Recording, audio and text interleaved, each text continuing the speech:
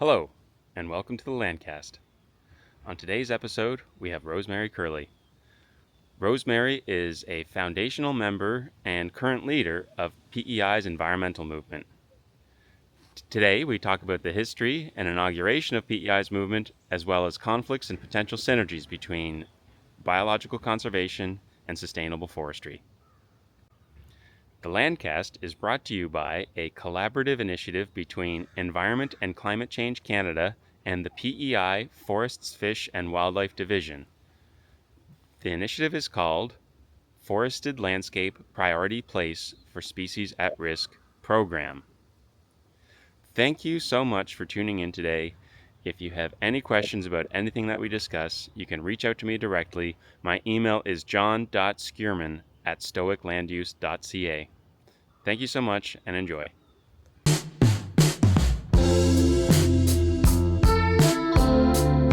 mean, what a luxury that is. Yes, it is. Yeah. We did see the guys, though, on there. Did they call them bumper cars? Or? These guys that are like, Yeah, they like had, the little hand trolleys or those that's little, it, yeah, that was it, yeah. yeah, like I remember those from They'd Looney be Tunes. fixing the tracks, yeah. And then, so you went in, what did you study? You studied biology at? Yes, and I just took, like, when I started out, I just took the basic things like French, English, math, chemistry, and biology. Yeah, and after I got into biology, I liked it. So I decided, I'm going to do something and Stick with this. stick with that. And then as I got further along in my studies, I began to realize that you could actually work as a biologist. Yes. Yes. So that was for me. Which would have been pretty, and now, like when you go, I think there's been quite an inversion a little bit of the idea of university and how that's presented to young people now. Oh yeah. Like it's very much, there's so many possibilities out there, and you just you kind of go and find your way. I mean, what you just said, you went to university, and you didn't even realize that you could be a professional biologist. That's right. Yeah. I think that's almost 180 degrees around from, I think the way it's promoted to young people. Like you kind of specialize in something slightly theoretical, and that's almost like the path to eventually deciding what you're going to do, because your options you're just surrounded with options. But that was not. I mean, I remember when my grandmother was asking me about what I was going to be when I was a grown up. And she said when she was a little girl, the options were secretary, nurse, or teacher. Yes, and for Catholics like me, it was secretary, nurse, teacher, or nun. Yeah. Okay. Yeah. But yes. She had that. She was Catholic as well, and she had that fourth option as well. I guess it didn't come up.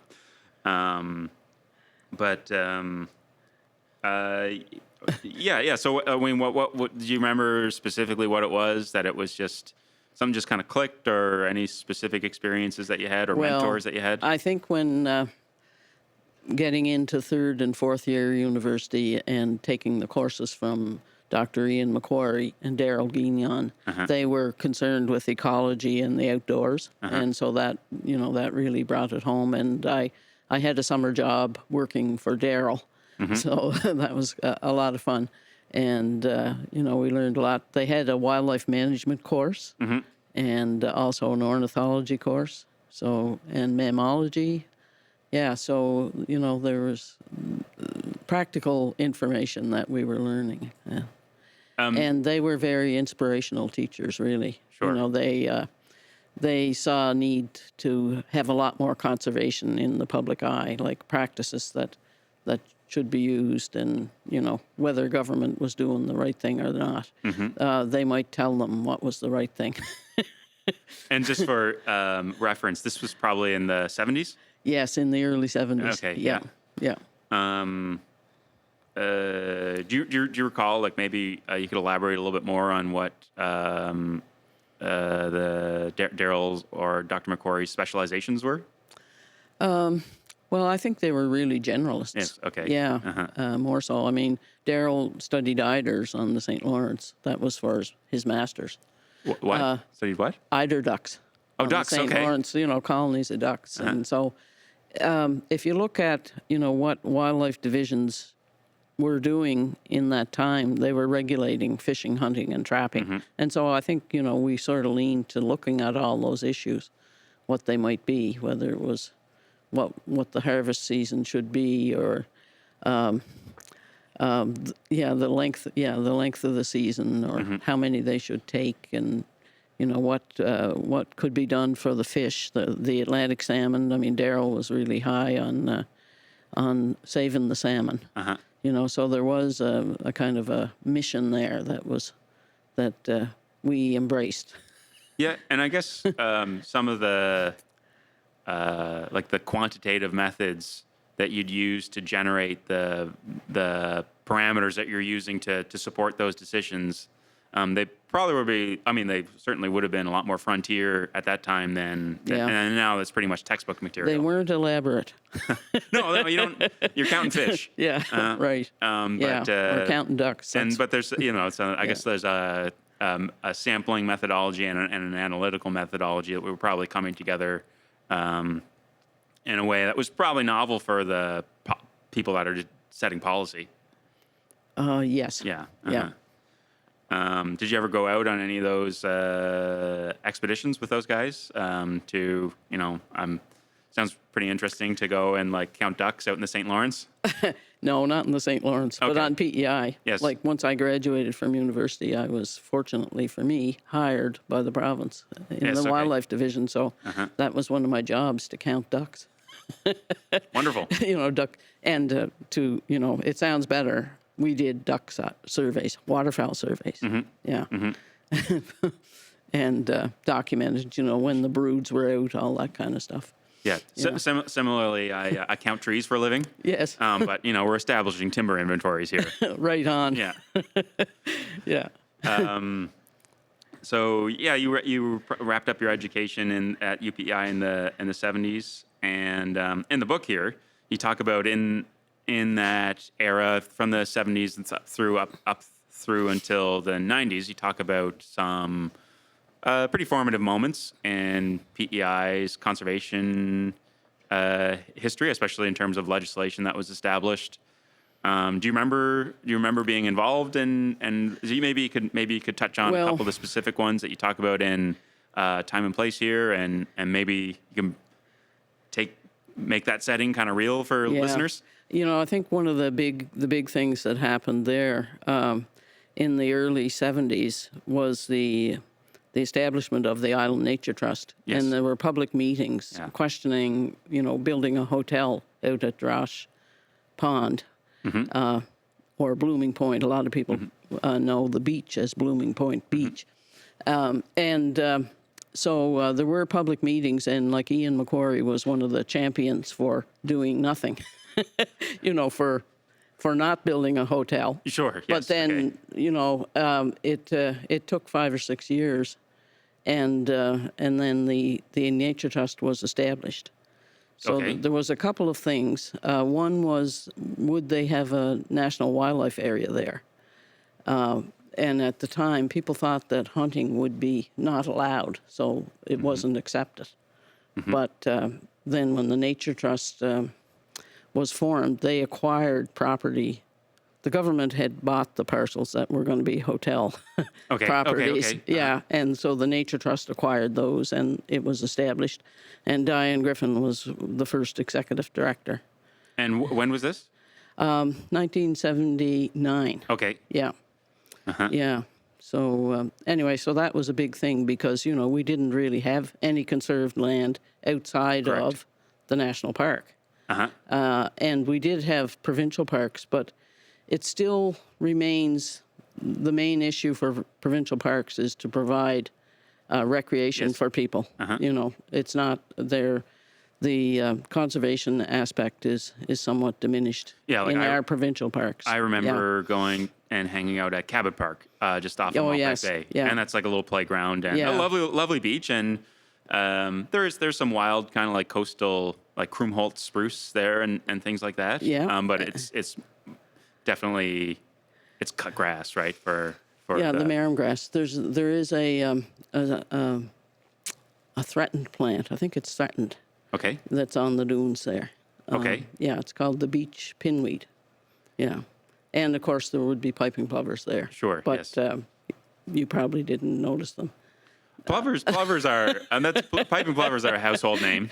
That's right. Yeah, everybody knows, and I think adores the plovers. That's right. Yeah. Yeah. But you'd have to look for them to spot them, probably. Well, they're very small. Yeah, that's right. And also I grew up, most of my life grew up in like the New London Stanley Bridge area, and across from the opening of New London Bay, there are these dunes. There's a sand spit of dunes, and I think that's like one of the most visited plover habitats. I mean, during Fiona, it got hammered. Absolutely, yeah. But and there's signage up and things like that.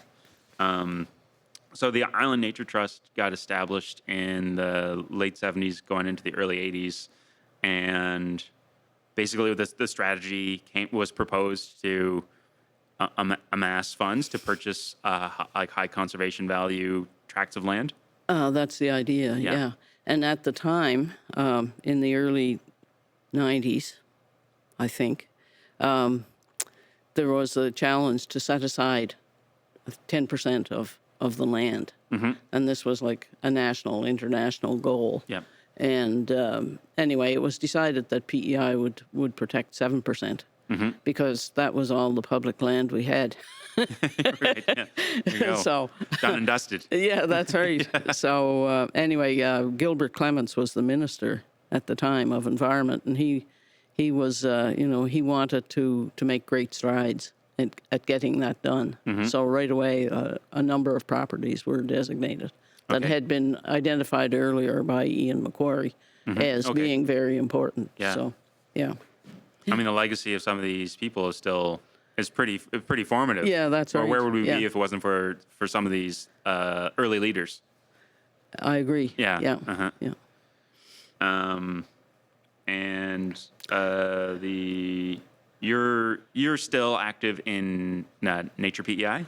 Yes. Not sure when I went to my first Nature PEI meeting. It was formed in 1969. Okay. Yeah, So it predates the Nature Trust. Yes, and it was formed by a bunch of people, older ladies who, or maybe they were younger than I am, I don't know, at the time, but they wanted to have a convivial society where they could look at birds and, talk about wildlife and flowers and that sort of stuff, and visit and have field trips. So that was the important part, was to have field trips. And it was suggested by a guy who was working in the national park at the time. His name was Rick Howie.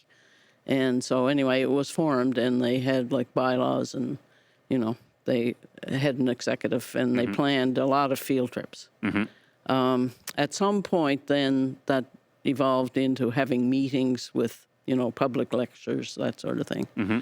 Yeah, so I think I've been a member since about 1973. Okay. Yeah, and I find it's a great organization just because you meet like-minded people who are very interested in wildlife, all species. Yeah, sure. Like the plants, the animals. Yeah, and people kind of go on field trips together, and they learn. They kind of bolster their identification skills and just have a good time. Some people there would be, consumptive users that would maybe fish, hunt, or trap. But most of them, I think, are most members are maybe not into that. But sure.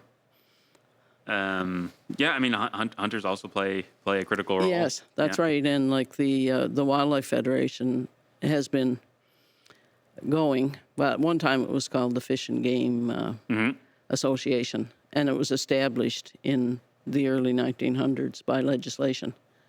And they were enforcement officers. Any member could be an enforcement officer. Okay. Or was. Membership gave them that. Yeah. And so even like into the 60s, some members, felt they could arrest people, for instance. Okay. Yes. Yes. For Yeah. poaching. So yeah, that's right. So I think that changed with the new Fish and Game Protection Act. Sure. But, yeah. But yeah, that was quite interesting. Yeah. And also, I think you maybe you touch on it in your chapter, or maybe I'm crossing my wires here. But Ducks Unlimited became a feature of the stakeholder group there as well. Yes. Yeah. DU, I think, maybe did some work on the island in the late 60s, early Yeah, 70s. See, as soon which- as a wildlife division was established, because there hadn't been one before, and that, I think, was around 1965. And then all these young graduates from Acadia all got jobs as biologists. Okay. Yeah. Then as soon as that happened, then what were we talking about? Well, we were talking about some of these. Well, I mean, you drew a good line for me. Oh, there yes, there. because you started talking about initiatives that started on Prince Edward Island. Yes, and yeah. that Ducks Unlimited was actually obviously not a No, it wasn't here. Yes, But as soon as generated those biologists were appointed, they invited them, come on over and Sure. let's, do some work on ponds or establish new ponds and so on. Yeah. Yeah, I kind of encountered that Yeah. a little bit with work that I do here on PEI. Yeah. And there's, I think the impulse to go with, branding is a strong force in the world. And if you can hitch your wagon to something which is widely recognized, that can come, there are some advantages that come with that. But also, I think PEI is a pretty unique place. And by virtue of being unique, like probably innovating our own solutions to the little corner cases that we have here is perhaps more effective. The opinions may vary, but for example, like forest product certification is an example subject matter here, and so I'm probably more passionate about keeping things local. But with a lot of these, there's you pick up any manila envelope and there's some type of product, internationally recognized stamp of product approval on that. Yeah. Like and, forest certification or whatever. Yeah. I think there's two like leading competitors in the certification market. I'm for keeping things trim, but yeah, that's interesting. And a lot of these organizations, they are household names. Island Nature Trust, of course, everybody knows. Absolutely. What the Island Nature Trust is, and we hear about the successes that they're making every year. And thinking back a couple generations and hearing people talk about what did PEI's landscape look like when their grandparents were kids. The origin story of some of these successful island initiatives is also incredibly fascinating. So one of the focal points of the Landcast is, as I've mentioned a couple of times, I work in forestry. Yep. And we are commissioned with the idea of bringing forest conservation issues to the forefront of the environmental community and PEI landowners.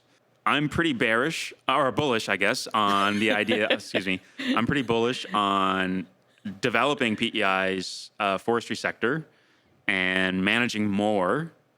I think that probably, one a kind of a thesis point of the Landcast that I want to get through to people on as we film more and more episodes is that forestry is forest conservation.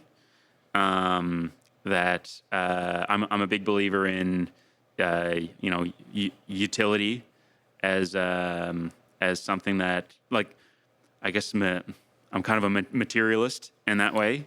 Kind of the direct experience that people have with wood products, making, like, most people on PEI know a potato farmer, and the tribulations that potato farmers go through They do. over the course of a growing season.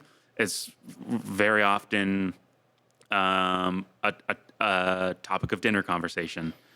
Potato farmers are complaining that they're not getting enough rain, or the prices aren't high enough, or this is very much cultural context, but very few people talk about what the lumberjacks are saying. That's true. Yes, yeah. Yeah. Although, I mean, most of the conversation I hear is, they clear cut this large area or something like that, which will be, a negative impression of the forest industry. Yeah, and I don't like that Yeah. either. Absolutely. Yeah, I definitely. I mean, my goal for my business is to try and make sure that things are happening in a slightly more strategic fashion. I mean, clear cutting is. I don't think it should be a forbidden practice, but I think it should applied strategically. I mean, right now, haphazard logging is, I think, an issue. But Right. even the haphazard logging issue is, in my opinion, a lot smaller of an issue than taking forest, ripping the trees out, and converting it to a Yes. non-forest use. Yeah. And when it goes to agriculture, I mean, we're losing forests now to agriculture. And agriculture is losing their lands to urban development. Right, yeah, exactly. Yeah, so Yes. it's a serious issue for everyone. Yeah, and I guess that you've kind of thread the needle for me there quite nicely, because I guess if we can come around to recognizing that owning a little bit of woodland can actually contribute to household economics and maybe stretch things a little bit further, so that right now I think it's a challenge, because unless unless any forested property is included in your mortgage, it's very difficult to go to a bank and say, I'd like to borrow $100,000 so I can purchase this woodlot. So if we can get systems in place where the future economic value of keeping a property forested can be presented to a financial institution. What would be the effect of raising the taxes on forested land? Like right now, taxes are not very high. Is that correct? Are not very high. Yeah, on forested, as opposed to agricultural land. Oh yes, yeah. So could Would it make them more valuable in the eyes of the owners? anything that can lower the cost of owning the land, like these rent associated fees with owning the forested land, that would be a step in the right direction. I'm not I'm not 100% clear on exactly what the magnitude of those fees are to the overhead of just getting into buying the land in the first place. I mean, little sort of balance sheet things, like if properties require maintenance, so you're constantly, if you're managing a forest efficiently, you are dripping money into that through time. Right. Yeah. And then you're probably over the course of your stewardship of that property, you're probably only profiting once or maybe twice. So it's very inefficient, because if that was included in some type of district management plan on a balance sheet, all of those expenses would be counted against your profit. So you'd be that's another way that you could be taxed in a less burdensome manner, and you'd stretch so just like running a business or something like that. I only get, like, as a business owner, I only get taxed I only get taxed on my profit. So everything that I spend to make money is deducted from my revenue, and so my taxes go down if I can justify that I was spending money to make money. Right. So I think because the woodlots on PEI are so small, we just have the layout of how the private property is subdivided is almost unrecognizable compared to any other Canadian province. And Nova Scotia, it's a little bit more comparable, but we're still, we're still almost double. Like I think we're like 80 or 85% privately owned woodlands. Nova Scotia's like 50%. And that's yes. Other than that, it's like maybe it's like Yeah. 10 or 20%. But on along those lines, we're talking about like kind of landmark moments in conservation. Something that comes up whenever we're talking about forestry is the Migratory Birds Act. Right. So you probably actually know more about that than I do. So could you have a synopsis of that? Well, historically, people ate a lot of birds, and they shot a lot of birds. They marketed them. They shipped them in barrels to Boston. Yeah. And presumably the feathers kept them from decaying. I'm not sure how long it took to, send a barrel of birds to Boston. And, they concentrated on the big birds, of course, like the waterfowl and the shorebirds, things like the Eskimo curlew. They were good eating. The curlew, this is like a flightless Arctic bird, is it? No, it's a shorebird. Okay, It's a flighted bird. Okay. Yeah. And anyway, they were where the hunting effort was concentrated on the bigger things. But, they also shot just anything that moved. And they did, shoot the passenger pigeon, Yes, which is yeah. now extinct. Yes, eh? yes, And there's a really nice article about that in the Island magazine by the late Jeff Hogan. Okay. And basically, they nested in colonies, sort of the way a pigeon would do today, related. And And like a rookery type? yes, so they okay. could have like thousands. And they would have like kind of a flimsy nest on a horizontal limb, which I picture to be the beech tree because they tend to be kind of flat. Yeah. Yeah. And they would just have one or two eggs. And they probably ate the beech mast as well. Oh, I think that's a slight segue, but beech has been very heavily impacted by an invasive disease. Oh yes. Yeah, the beech bark disease. Yeah. And now it has the canker. the canker, but also there's a weevil which is really killing the beech right now. That has come from Europe. And beech well. is one of the most important large seed producing species. Yes. Oak is there as well, but I mean it's not remotely as abundant as beech. No, I don't think it was ever as abundant.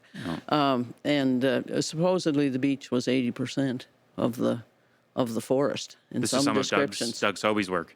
Well, it might have been like in John Stewart, his book from 1806. But more of a primary source. Yeah. Okay, yeah. cool.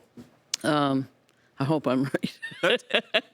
But you're giving people some pretty good confidence intervals here. Yes, and but Doug did look at the beech today, and he estimated that it's only about 4% of the forest now. Contemporaneously. Yes. Yes. Yeah, okay. that's right. Uh-huh. Yeah. So. Well, I mean, most of the deforestation has been in the well-drained soil. Yeah. And that's where the hardwood forests grow. But good potato land. Yes, except for those red maples. Red maple's doing just fine. Yeah, that's right.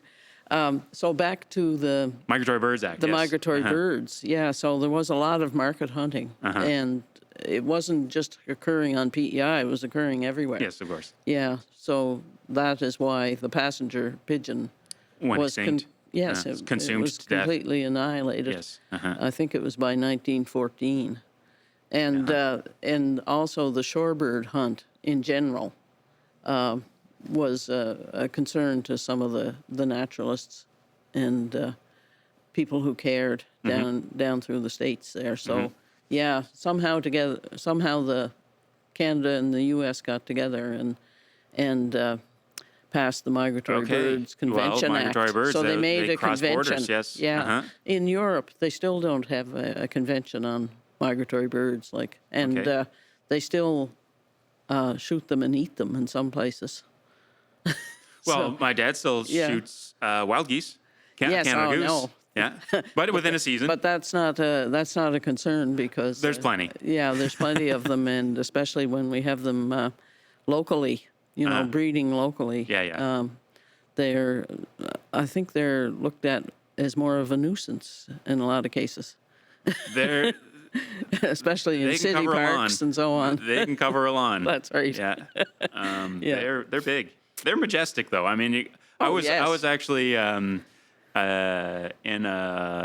was down in Kings County, just southeast of Montague, and I was walking down an old logging road, and what was, I think, just a couple of years ago, a relatively flat, shallow wetland had been dammed up by a beaver, active lodge there, and so there's probably 18 inches of differential there now, and a lot of Canada geese there. They were squawking at me to leave. Right. But just these, I think so much of the endemic wildlife that we have here, it's so commonplace that you forget how spectacular it is. But I mean, beavers especially, what an animal to pick as your national symbol. I mean, you couldn't aspire to be any more productive than one of those guys. They're incredible. Yeah, they are incredible. Yeah. So then, that's what a nice thing to learn about is that a cooperative conservation effort between Canada and the United States. And so the Migratory Birds Act, as I understand it, the sort of where the rubber hits the road is that now it's illegal to disrupt the nesting That's right. of a migratory bird. Yes. Yeah. No matter where it is. Yes, and basically to take a migratory bird, to kill it. Oh, to hunt. Unless, of course, There's a there's season. regulations, a regulated season. Okay. Yeah. Uh-huh. But yes, the smaller birds are, they're not being threatened by gunshot in Canada. But when they get down through South America, some of them are still, being shot. Sure. And things like, maybe 30 years ago, osprey were being shot in the Caribbean islands and so on. Do the osprey that we have here migrate down to? Oh, yeah. They go incredible. down. Yeah. Uh-huh. Yeah. Yeah. So we had some band returns from that Okay. area. So bandit birds were shot and then the band was turned in. Uh-huh. Yeah. Yeah. Well, that's pretty incredible, but not so nice that they got hunted. But I mean, just it's spectacular to think of. I mean, some of these smaller songbirds. I mean, they make these gigantic journeys, and Yes. it is Yeah. quite remarkable. But, hunting may not be the worst thing that's happening to them. More climate change and severe storms I think hunting. and loss of insects. Sure. This has not been well documented, but there's a general agreement that, we used to clean our windshields 2 or 3 times on a 100-mile trip, and now Fair you enough. don't have to. True enough. Yeah. I think hunting is a pretty acute pressure, but I mean, yeah, the bigger picture habitat stuff and Yeah.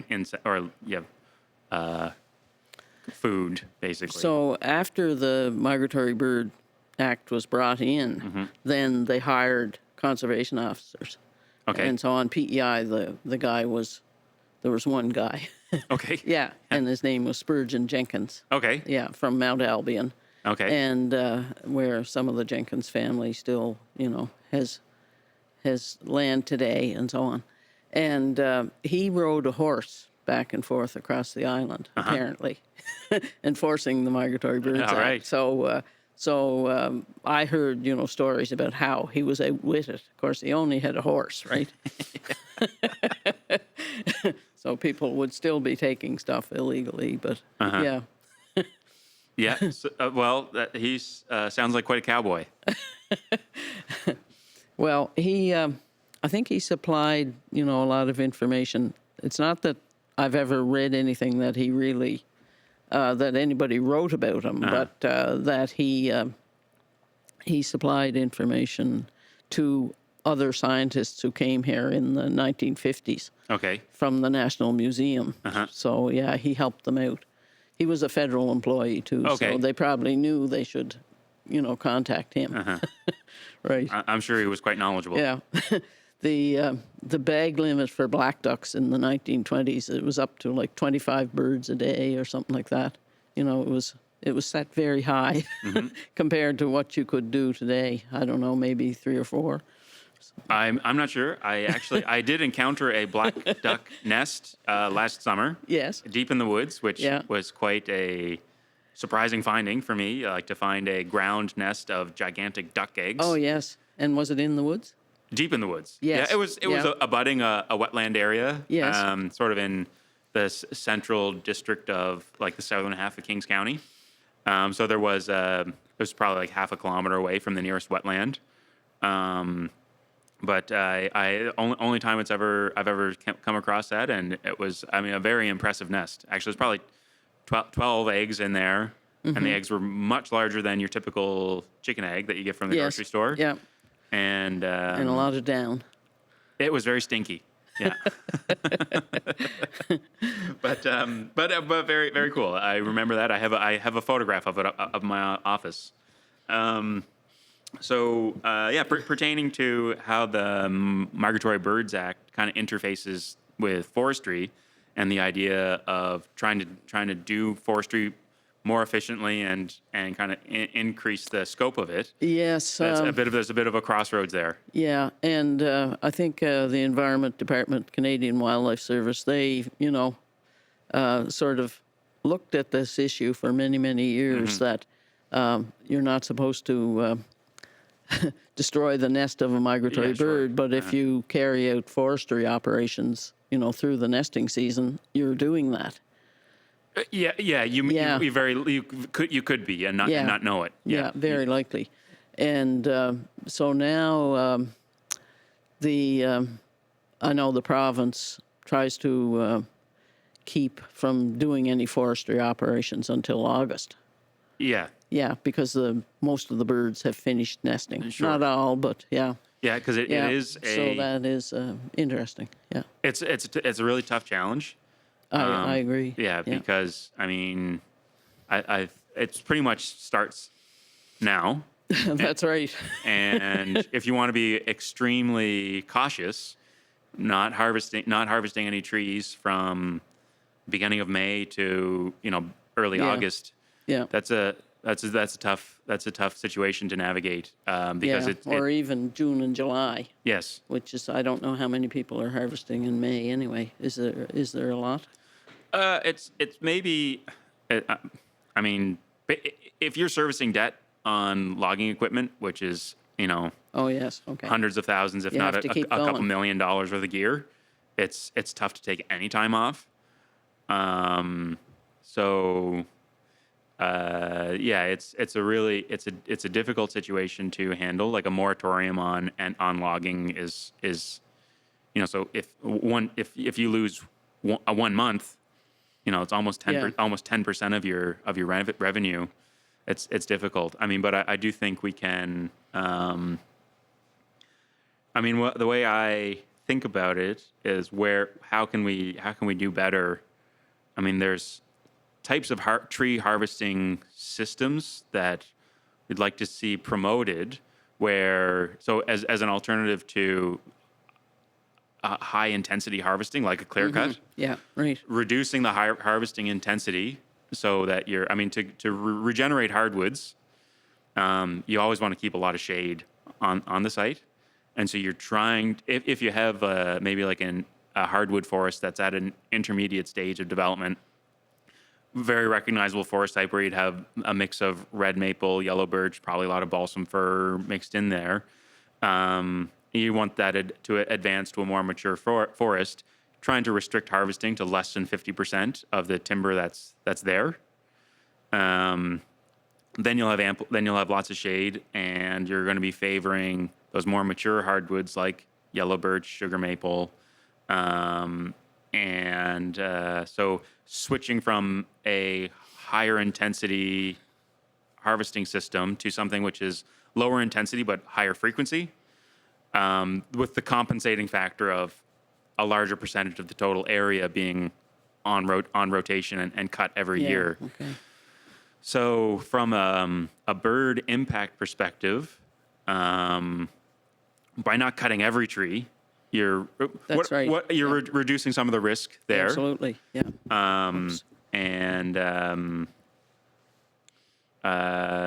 also, my understanding is, after doing a little bit of background research on at like the sort of the cusp of this friction between for industrial development in the forestry sector and wildlife conservation, is it's rare for a bird to just be so disrupted that it just abandons the nest altogether. Usually, after the activity subsides, the bird will come back to the nest and continue caring for the Yes, the unless clutch. the tree is cut. Of course, yeah, no, that's you Yeah. know, you can't put the toothpaste back in the tube then. That's right. Yeah. I think we can do better at classifying the quality of habitat, because we do have plantation forests out there, and I'm still an endorser of some plantation forestry, and I think probably, I mean, for me, I think having plantation forestry in more of like in the places of Prince Edward Island, which are more agronomically developed, I think that makes a certain amount of sense. Like there's already impact that's spilling over from the agriculture.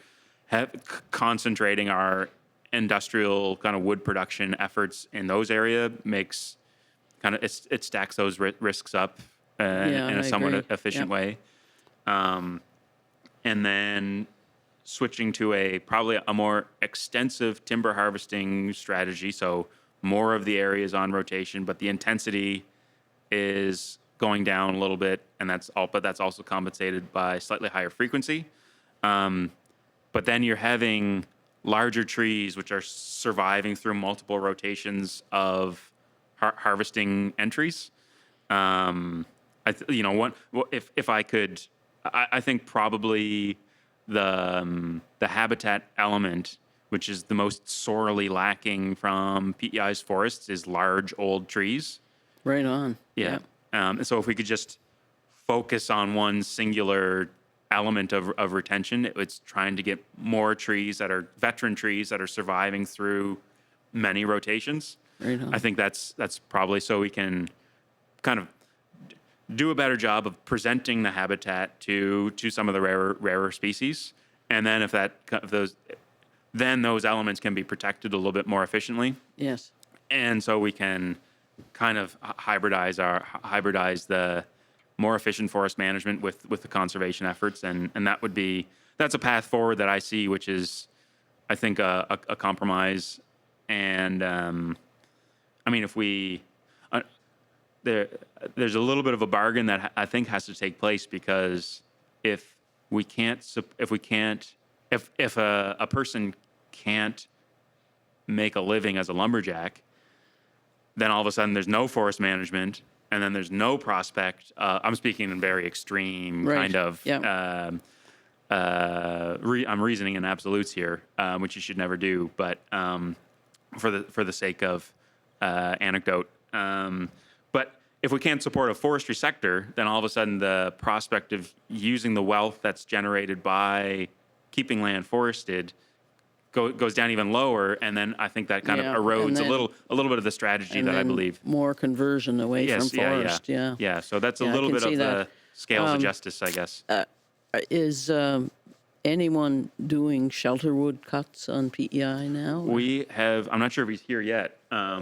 But we have the premier shelterwood harvester. Right. Okay. And he is going to come on very shortly. Good. But yes, and there are outfits that are doing these partial harvesting operations.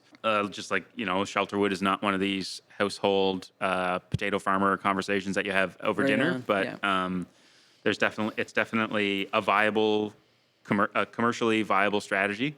It's just that I think the challenge with those types of more ecologically oriented harvesting strategies is if your intensity is coming down on the acre, then you have to compensate with more acres to fill those delivery quotas in order to fulfill a contract as a logger. Right. Okay. So it's a little bit of a.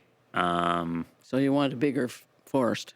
If we're gonna reduce intensity, if we're gonna keep the amount of harvested wood equal, but we're going to harvest less trees on an acre, then that implies encompassing more woodlots into the rotation. So harvesting more land at a lower intensity is, to me, I think a positive direction for ensuring that we retain those elements which are important for supporting rare species, but also continuing to supply timber, but more so within the I guess the ecological parameters of something that feels more of like a mid-latitude mixed hardwood conifer ecosystem, as opposed to an even age like a white spruce plantation, Right. which is I think is being pushed. That's definitely like a climate change issue, which is pushing that system to the brink of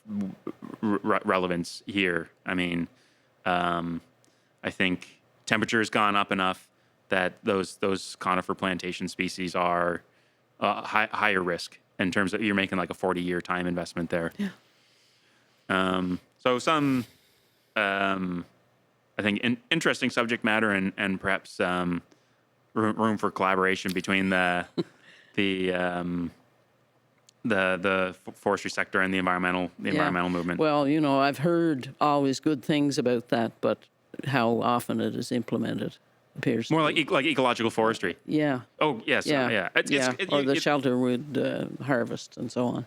Yeah, Yeah. and you don't have to look too hard to find them, but yeah, there's a few really companies that I stand behind. I give their cards out to landowners in the area, and they're flooded with anyways. It's tough. It's a tough gig to make a living as a lumberjack on PEI, but Yeah.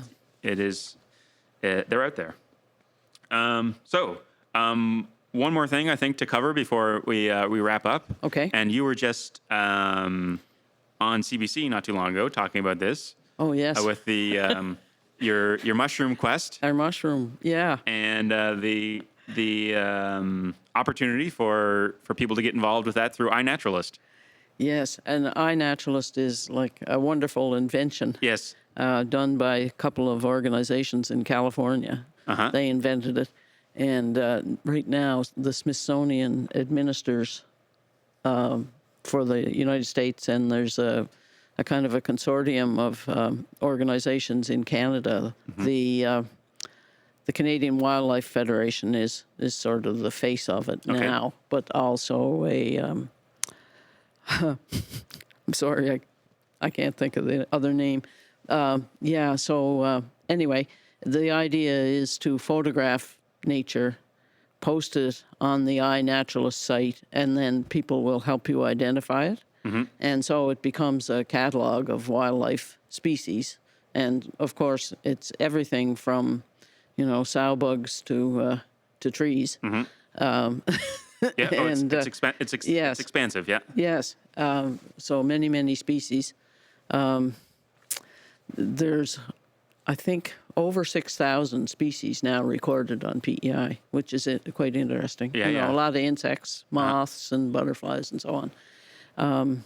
And one of the current drives is mushrooms. The mushrooms, Yeah. That's right. Yeah, so for the mushrooms, when I worked for the province, we had a national program called the General Status of Wildlife. Uh-huh. And usually, like the PEI column would be pretty limited, no matter what the species were.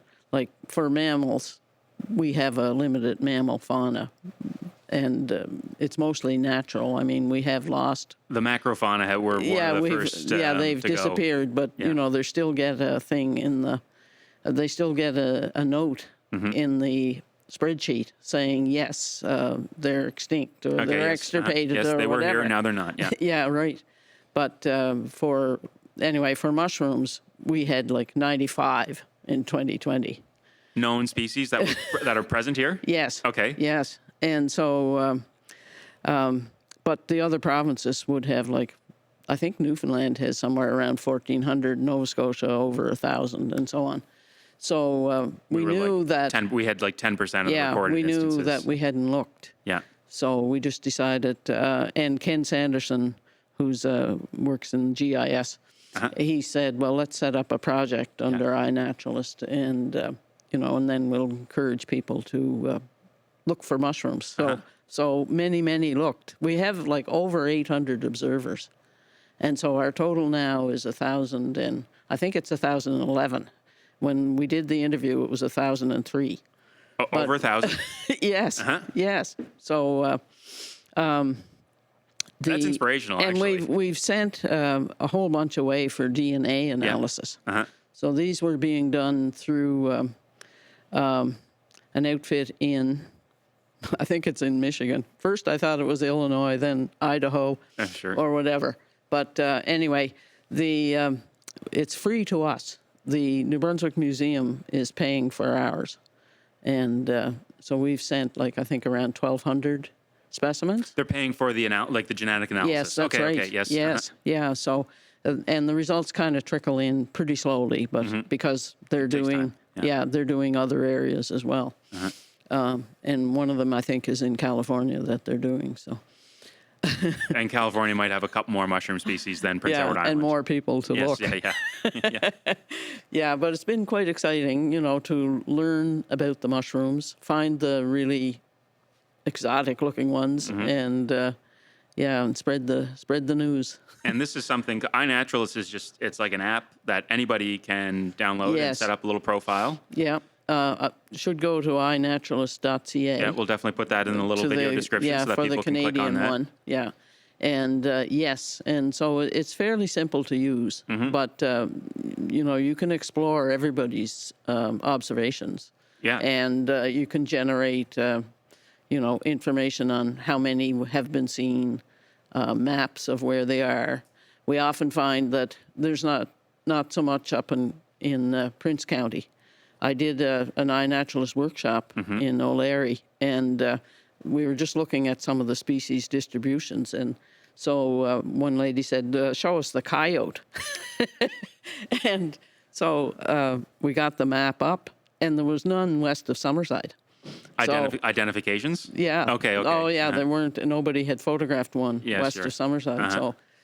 So we knew there was just a bit of a problem there with just not as many. Effort. Yeah, that's right. Not as much survey effort in Prince County, but I think that's going to improve a lot. Yeah. Yeah. Well, I mean, it's been on CBC, and I think. Yeah. Some people are rising to the challenge. Sure. For sure. Oh, absolutely. Yeah. It's fun. Yeah. That's right. And we just finished a City Nature Challenge. It was the end of April. Okay. It's done around the world. Of course, it's not a good time for us to be out looking for plants and stuff, but still, we managed to get somewhere between 100 and 200 species in a 4-day period. Turned in kind of one of these blitzes. Yes. Yes. Yeah, Okay. exactly. Yeah. Yeah. Well, that's pretty interesting, and I think just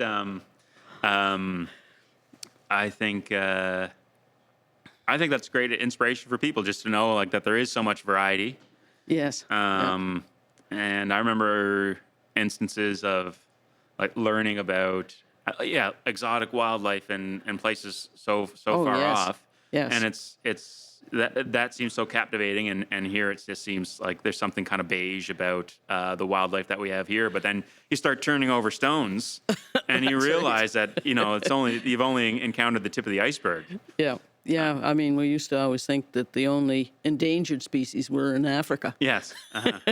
We didn't know much about our own wildlife, but this is really an eye-opener as to what's here, and you learn so much about, the forest has most wildlife species, so Absolutely, yes. Go into the forest and you'll find a lot. Yeah, I think something around 75 to 80% of all species are located in our forest dwelling species. Right. Yeah. I mean, I think the vertical profile kind of helps with that quite a lot. No, I think I definitely intend to start taking iNaturalist out with me on my forest inventory efforts. Oh yeah. And because I do encounter stuff that I've never seen before. When I was in graduate school, I was a little sharper in my identification. That's waned a little bit. So I don't have any excuses now. I spend most of my time out doing survey work. So I can. I'm looking forward to chipping in on the effort. Excellent. Yeah. So is there any other thoughts that you'd like to leave people with? About iNaturalist or anything? iNaturalist, or your 2 cents on anything. Well, I'm always interested in the declines in wildlife. Sure. Yes. And the situation with birds is somewhat well, Critical. it's critical. Yeah. Yes. Yeah. Okay. Good. You put words in my mouth.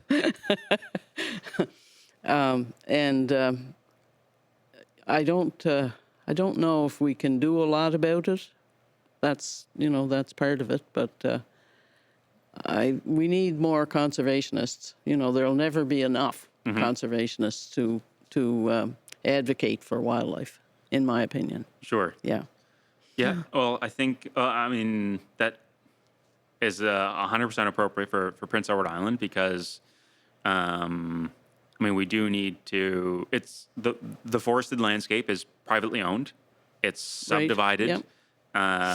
And there is. Okay, so my job involves going out, introducing people. Commission me to do assessments of their property, and so I do have. Not only I have survey data on trees, but also on woodlot owners. And by and large, I would say easily 70 to 75% of the people that I work for are retirees. Mm-hmm. And so there's a demographic shift there's a demographic shift that's needing place, but a kind of a torch that must be passed to another generation of woodlot owners. And another generation of biologists. That's right. Yeah. And naturalists. Yeah. Yes. And so Yeah. I'm in 100% alignment with you there, where there's a role for people who are currently really motivated by conservation to inspire people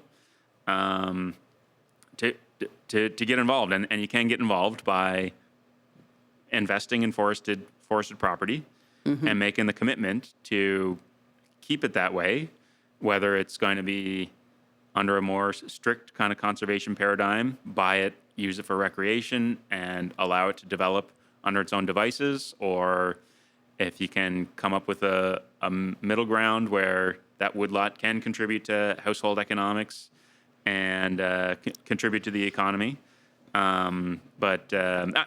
Funnily enough, I was thinking about this actually. Yes. I've recently been playing with some friends this board game called Wingspan, and I'm not sure if you're familiar with this. No, I haven't seen it. Well, I got to tell you, it's a blast. And basically, the objective of this board game is to make your own bird sanctuary, and it's got all the little elements. You gotta get the habitat right. You gotta make sure the birds have stuff to forage, grubs or rodents. As you accumulate birds in your sanctuary, there are these positive knock-on effects because there's a biodiversity signal.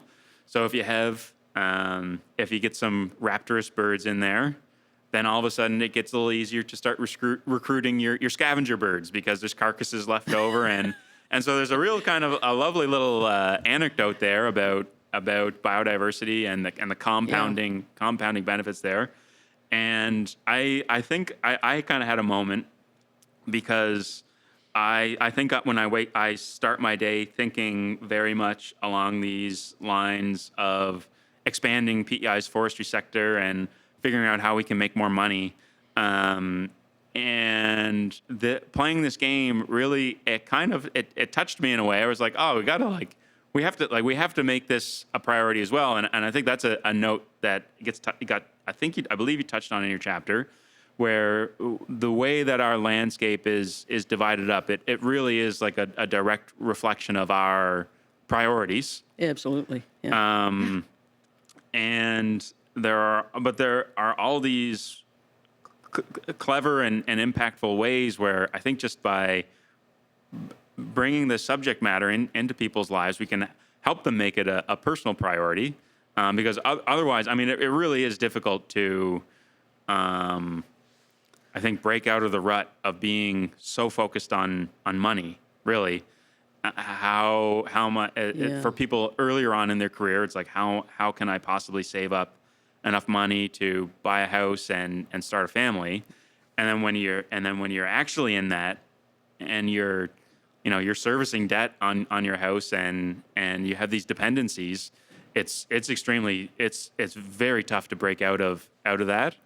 But I think that something that we touched on earlier in our conversation is that very small changes can actually compound and have big effects in time. And so even making small adjustments can lead to big impacts. That's true. Yeah.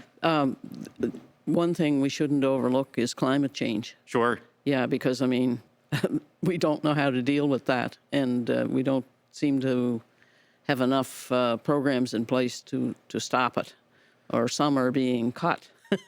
For instance, the gas tax. Sure, yeah. But, which, I can afford to pay extra for my gas. Maybe some can't, but, that was a very positive program, I thought. But anyway, Sure. Just the impact of climate change on wildlife is pretty severe, really. Like some birds are, just disappearing here because it's getting too warm. Sure, The yes. Gulf is warming up, and we're getting like new wildlife species showing up in the Gulf and so on. So it's there's a lot of stuff going on there, and the Climate Lab, I think, does a lot to document the changes. I don't know that anyone is really, studying local populations or, how they're being documented. The bird surveys that are done nationally and internationally, breeding bird surveys, that's one. But for a lot of species, there's not really a survey. And then the other thing for wildlife is the invasion of species from elsewhere, and Sure. which are, one of the main causes of species loss. Oh, invasive species. So, for are instance, huge this here, beach leaf mining weevil showed up in Halifax a couple of years ago, and I've been watching the beech trees on the trail near Wrights Creek, and big old beeches that are, some of them are clear beeches, and their leaves are like the whole canopy will be shriveled. So they can't live under. They can't seed if their leaves are under 5 years stressed. of shriveled leaves. Yeah. They'll be dead trees before long. Which is really a big shame. Yeah. And like, how does it? And How, that's how, just what, one are, what are the example. mechanisms at the disposal of the ecosystem to kind of compensate for that? It's limited. That's right. Yeah. I think there's kind of like a triangle there, and I think it does. I think it's a very it's a good and insightful thing to bring up, because I think even within within the community of people that is committed to ecological conservation, the idea of environmental change does kind of strikes at the core of conservation. That's right. Yeah. So because I think there's kind of before climate change becomes like a mainstream issue in the in that wheelhouse, the target is sort of maybe it's not 100% clearly defined, but it's it's more static. Yeah. We want to keep what we have. Conserve, keep things the same. Yes, that's right. Yeah. But now we're on this backdrop of environmental change, and like you're talking about species invasions. Yes. And so if we're experiencing, over the last 100 years, we've experienced an amount of climate change which is relevant on millennia scale time changes prior to that, and so there's we should be having, as you mentioned, we're expecting more species to come here. Oh yeah, And they're coming all the time. So actually, there's probably a deficit of species which ought to be here within like their habitat tolerances, but aren't here because the landscape is so fragmented that they can't get here, and that obviously causes a lot of confusion, because there's invasive species which are driving things extinct, and many of those might be from Europe or things like that. And so it's quite a tangled web of facilitating species that we maybe will get new ones, and we'll like some of them. Yes, yeah. And some of them might be destructive insects that we aren't especially fond of. Yeah. Yes. Yeah. So that's I guess like sort of research matter at the cusp of species migrations and conservation. Yeah. Yeah. I think it's that's a real challenge, and but one thing at a time, I guess. So we've covered all the topics there. We had a moment there. So thank you so much again. I had a absolutely wonderful time chatting with you again here today, and so thank you for your contribution to the Landcast, and I hope you'll come back and join us again sometime. Thank you very much, John.